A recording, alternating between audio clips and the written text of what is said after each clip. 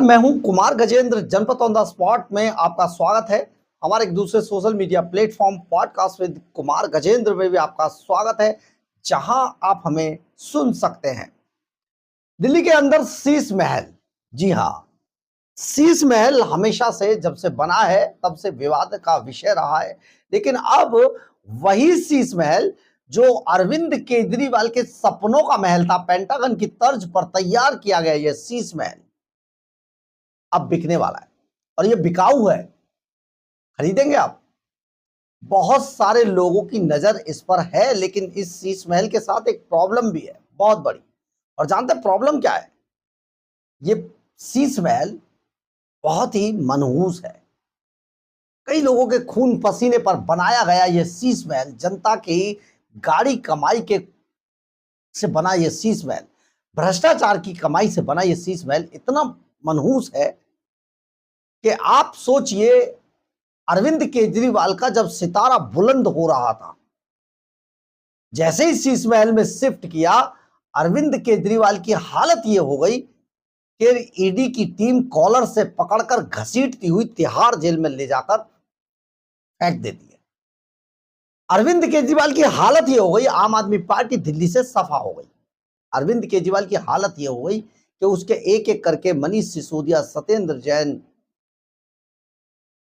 विभव कुमार, इसके अलावा विजय नायर, सब तिहाड़ जेल पहुंच गए और तिहाड़ जेल में भी लेने के देने पड़ गए। अभी तक केस चल रहे हैं इन पे, कब सजा हो जाएगी कोई पता नहीं है। तो ये मनहूस जो इमारत, जिसको वैसे तो 75-80 करोड़ रुपए बताते हैं, लेकिन बकौल जो कांग्रेस के अजय माकन है उनके अनुसार 171 करोड़ रुपए में बनाकर तैयार किया गया ये शीश महल सफेद हाथी साबित हो रहा है और अब ये बिकने वाला है। सरकार, दिल्ली सरकार मन बना चुकी है इसको बेचकर जनता का की जो कमाई है, गाड़ी कमाई है, उसको खजाने में पैसा जमा करा दिया जाए, ट्रेजरी में जमा करा दिया। ये बात हम इसलिए कह रहे हैं कि एक हफ्ते में 2 बार दिल्ली के मुख्यमंत्री रेखा गुप्ता ने इस ओर इशारा किया है और इशारों को समझना चाहिए। कई बार बड़े नेता सीधी बात नहीं बोलकर, बड़े अधिकारी भी ऐसा करते हैं, सीधी बात ना बोलकर थोड़ा सा घुमाकर बोलते हैं, इसको समझ लेना चाहिए। दरअसल कुछ दिन पहले टीवी चैनल के एक प्रोग्राम में भी रेखा गुप्ता ने इस तरफ इशारा किया था, लेकिन आज पांचजन्य जो संघ का अखबार है उसके एक कार्यक्रम में बोलते हुए रेखा गुप्ता ने एक बार फिर से कहा कि जो जनता की गाड़ी कमाई को अरविंद केजरीवाल की अय्याशियों पर शीश महल के नाम पर उड़ाया गया था, उसको वापस लाया जाएगा, उस पैसे को वापस ट्रेजरी में जमा कराया जाएगा और उसका एक सीधा सा तरीका है कि शीश महल को बेच दिया जाए। तो आप तैयार रहिएगा, जिस किसी को भी ऐसा इंटरेस्ट लगे कि खरीद सकता है तो वो खरीदे जरूर, क्योंकि इसमें तो देखिए बहुत क्लियर कट है कि इसमें बोली लगाई जाएगी। लेकिन एक बात, सवाल यह भी खड़ा होता है कि उस वक्त जो भी एलजी था जिसने ये काम होने दिया, उस व्यक्ति को भी एक बार कानून के दायरे में लाया जाना चाहिए, क्योंकि वो भी इसमें शामिल था। आखिर ये हुआ कैसे, होने कैसे दिया गया? क्योंकि जब बात 1 करोड़ की पेमेंट की आई तो 99,99,999 रुपए कर दिए गए। 1 करोड़ में 1 रुपया कम रखा गया, लेकिन 1 करोड़ के क्रॉस नहीं होने दिया ताकि एलजी साहब बच जाए। अनिल बैजल शायद थे उस वक्त। कानून का होना चाहिए वैसे, लेकिन खैर हम बात करते हैं एक बार फिर से रेखा गुप्ता की, जो मुख्यमंत्री है दिल्ली सरकार की। उन्होंने साफ तौर पर इस शीश महल के अंदर रहने से इनकार कर दिया था। उन्होंने साफ तौर पर कहा था कि नहीं, मुझे शीश महल में नहीं रहना। हो सकता है इसके पीछे रेखा गुप्ता को भी लगा हो, बड़ी मनहूस जगह है भाई, ऐसा पीक पे जिस पार्टी का था वो एकदम धड़ाम हो गई, जमीन पे बिछ गई, जेल चला गया, भैया मुझे नहीं रहना इस पे। हम आपको ऐसा एक किस्सा सुनाते कि जब मदन लाल खुराना मुख्यमंत्री बने थे, दिल्ली के पहले मुख्यमंत्री जब बने थे मदन लाल खुराना, तो उस वक्त अलीपुर रोड पर पहले नंबर का बंगला था, बंगला नंबर 2, उनको अलॉट हुआ और आधे में मदन लाल खुराना को वो जगह छोड़नी पड़ी। साहब सिंह वर्मा आए, उन्हें भी आधे में छोड़नी पड़ी। लेकिन इसके बाद सभी नेताओं को जब उसमें छपने लगा, काफी चर्चा रही उसमें, तो सभी नेताओं का जब मामला आया तो उन्होंने कहा भैया भगवान बचाए, हम इस बंगले में नहीं जाएंगे। तो उस बंगले को गेस्ट हाउस बना दिया गया था, लेकिन इन लोगों ने बाद में शीला दीक्षित को मोतीलाल नेहरू मार्ग पर वहां पर बंगला अलॉट कर दिया, जो अभी आतिशी जिसमें थी AB 17। तो आप ये सोचिए कि ये भी एक बात है। लेकिन सबसे बड़ी बात यह है कि इस बंगले में जो पैसा खर्च किया गया, अरविंद केजरीवाल ने अपनी मनमानी करके जो अय्याशियों के लिए ये बंगला बनाया था, जबकि दिल्ली के अंदर CM के बंगले का, दिल्ली का जो मुख्यमंत्री है उसके बंगले का कोई प्रावधान नहीं है। कॉन्स्टिट्यूशनली CM हाउस नहीं है दिल्ली के अंदर।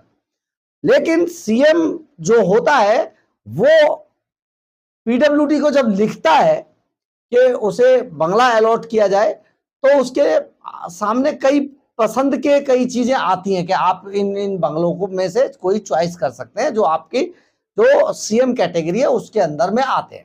तो उनमें से जिसको चुन लेते हैं वो उन्हें अलॉट हो जाता है, एक तरीका है। लेकिन CM मुख्यमंत्री आवास का कोई कॉन्स्टिट्यूशनली जिक्र नहीं है। अरविंद केजरीवाल ने बहुत ज्यादा मनमानी करते हुए, क्योंकि केजरीवाल को ऐसा लगता था जैसे कि अभी वो कम से कम 30-40 साल कहीं नहीं जाएंगे।